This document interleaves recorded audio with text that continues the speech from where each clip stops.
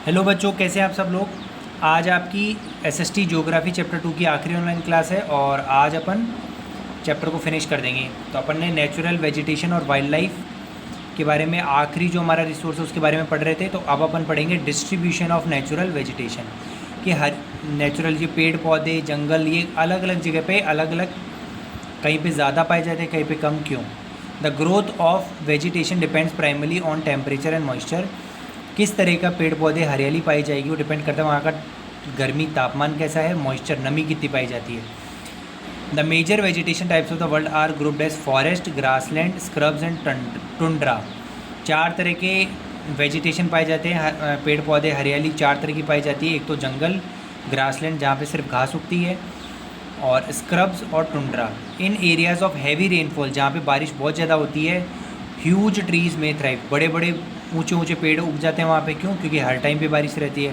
The forest are दस associated with areas having abundant water supply. तो जहाँ पे पानी की सप्लाई बहुत ज़्यादा रहती है वहाँ पे फॉरेस्ट पाए जाते हैं, जंगल पाए जाते हैं। As the amount of moisture decreases the size of the trees and their density reduces. अगर जैसे जैसे नमी या पानी की कमी होती जाए तो वहाँ पे पाई जाने वाली हरियाली भी कम होती जाती है और पेड़ों की घनत्व भी कम होता जाता है। Short stunted trees and grass grow in the regions of moderate rainfall forming the grasslands of the world. और जहाँ पे कम बारिश पाई जाती है, मॉडरेट यानी एवरेज, ज़्यादा भी नहीं कम, तो वहाँ पे ग्रासलैंड्स पाए जाते हैं, यानी यहाँ पे पेड़ पौधे तो होते हैं लेकिन कम मात्रा में होते हैं जंगलों के बजाय, और छोटे होते हैं, इसलिए उसको ग्रासलैंड कहते हैं। Thorny shrubs and scrubs grow in dry areas of low rainfall. जहाँ पे काफ़ी कम बारिश पाई जाती है वहाँ पे कांटेदार पेड़ उगते हैं और झाड़ियाँ उगती है। In such areas plants have deep roots and leaves with thorny and waxy surface reduce loss of moisture through transpiration. ऐसे प्लांट्स की जड़ें काफ़ी गहरी होती हैं ताकि ज़मीन के बिल्कुल नीचे से पानी वो ले सकें, क्योंकि ऊपर की सतह पर तो पानी होता नहीं है। और उनके कांटे होते हैं ताकि कांटों से क्या होता है, उनके शरीर से पानी का लॉस नहीं होता ज़्यादा गर्मी पड़ने पर। Tundra vegetation of cold polar regions comprise of mosses and lichen. और टुंड्रा वहाँ पे जहाँ पे बिल्कुल बर्फ़ ही बर्फ़ पाई जाती है 24 घंटे, जहाँ पे बिल्कुल सर्दी होती है, तापमान माइनस में होता है, वहाँ पे पेड़ पौधे अलग तरह के पाए जाते हैं, उनको टुंड्रा कहते हैं, जहाँ पे मॉसिस और लाइकन नाम के पौधे पाए जाते हैं। Today there are many more in the world than there were 2 centuries back. 200 साल पहले जितने लोग थे आज उनसे ज़्यादा लोग हैं, पॉपुलेशन बढ़ रही है। To feed the growing numbers large areas of forest have been clear to grow crops. और ज़्यादा से ज़्यादा लोगों को भोजन देने के लिए, रहने के लिए जगह देने के लिए जंगलों को काट कर वहाँ पे फसल उगाई जाती है। Forest cover all over the world is vanishing rapidly. इसलिए पूरी दुनिया में जंगल ख़त्म होते जा रहे हैं और इसलिए अर्जेंट रिक्वायरमेंट है कि इन रिसोर्सेज को बचा कर रखें। अब आगे आता है conservation of natural vegetation and wild life. अब इनको बचाएं कैसे, अपन पेड़ पौधों को और जानवरों को कैसे बचाएं। Forest are our wealth.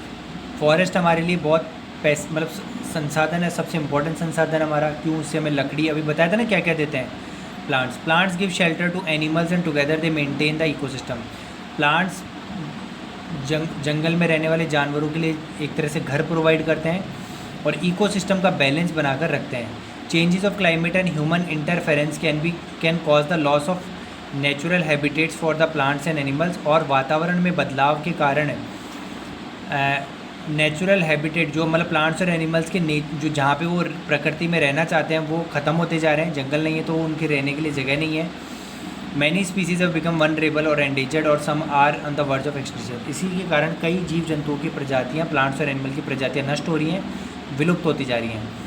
Deforestation, soil erosion, construction activities, forest fires, tsunami and landslide are some of the human natural factors which accelerate the process of extinction of these resources. तो ज़मीन बंजर हो जाने से, पेड़ पौधे काट कर ज़्यादा से ज़्यादा ज़मीन को खेती में काम में लेने के लिए या बिल्डिंग बनाने के लिए, सुनामी वगैरह, ये सारे मेन कारण हैं वाइल्ड लाइफ और एनिमल्स, प्लांट्स एंड एनिमल्स के नष्ट होने के।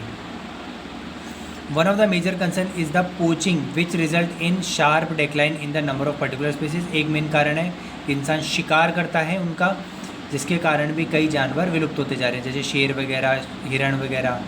The animals are poached for collection and illegal trade of hide, skin, nails teeth, horns as well as feathers, और जंगली जानवरों को मारकर, गैर कानूनी तरीके से मारकर उनकी खाल, उनके दांत, उनके नेल्स, हॉर्न से कई चीज़ें बनाई जाती हैं और जिनको इलीगली बेचा जाता है। Some of these plants are tiger, lion, elephant, deer, black buck, crocodile, rhinoceros, snow. ये कुछ जानवरों के नाम हैं जिनको मारा जाता है।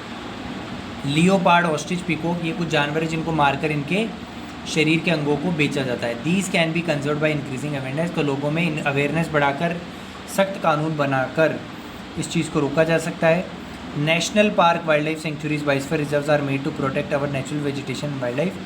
कई जगहों को नेशनल पार्क में तब्दील किया जाता है, वाइल्ड लाइफ सेंचुरीज या बायोस्फीयर रिजर्व, जहाँ पे फिर लोग जाकर पेड़ नहीं काट सकते, जानवरों को नहीं मार सकते। इससे पेड़ पौधों को, जंगलों को, जानवरों को बचाया जा सकता है। Conservation of creeks, lakes and wetlands is necessary to save precious resource from depletion.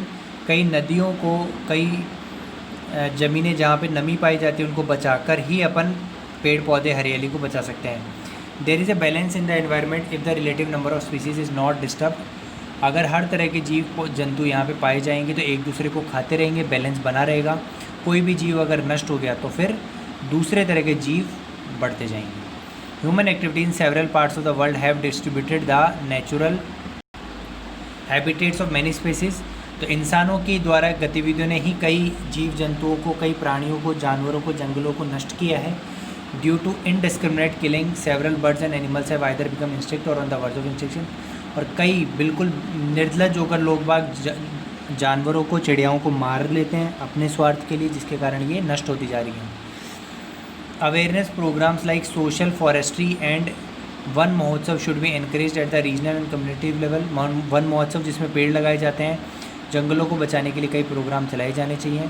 School children should be encourage to bird watch and visit nature camps so that they appreciate the habitat and varied species. बच्चों को भी प्रकृति से जोड़ा जाना चाहिए, birds, चिड़ियाओं को या चिड़ियाघर वगैरह जंगलों में ले जाकर दिखाना चाहिए, जिससे वो समझ सके कि इनको बचाने की क्यों ज़रूरत है। Many countries have passed laws against the trade as well as killing of birds and animals. कई देशों ने बहुत कड़े नियम बना दिए हैं पेड़ों को काटने पर, जानवरों को मारने पर। इंडिया में भी lion, tiger, deer, great Indian bustard और पीकॉक को मारना गैर कानूनी है, सज़ा हो सकती है। An international convention CITES has been established that list several species of animals birds which are trade is property.